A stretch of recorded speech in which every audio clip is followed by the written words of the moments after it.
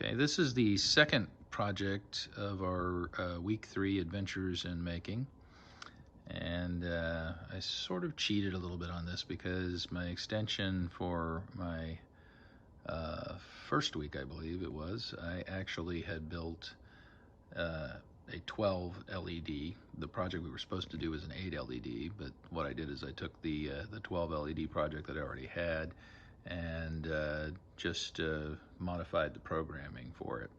And so I actually used the programming that was available from Arduino to run 8 LEDs, and went in and modified the various for loops in it so that they would use all 12 of the LEDs. And it's pretty cool here.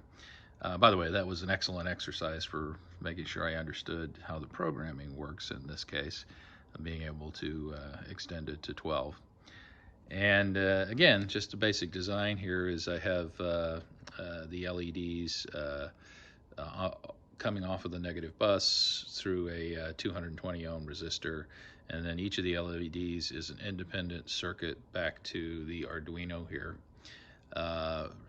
basically running on digital outputs from 2 through 13 to get a total of 12. You might also notice that I bought myself a little plastic board to put all of this stuff on so that I could be a little more organized. And yes, that is a Raspberry Pi down there that will be put through its paces at some point in time. So this was one part of it, and basically it's the first time we went through this little up and down thing that I'm doing right now. We used this pretty much brute force, turn things on and off in series here. And then what we do after that is there's basically the same routine here, except it's all done with an index and with for loops, so that we don't have to do all of that writing. And if I take the command line out of here, the comment bars, and put it to the next one, I can actually run the one that uses the for loops, and you can see that it does exactly the same thing. No problema.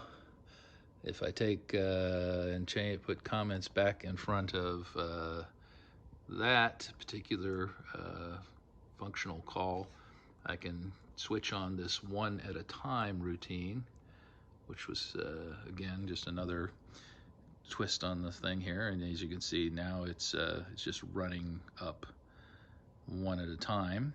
So that routine seems to work pretty well. And if I go back over here and take the comment bars out from in front of that, I have then something called ping pong, which looks like this, where it just kind of runs up and runs back, up and back, up and back. Really kind of clever. Lots of fun stuff to do. And then this one's pretty cool.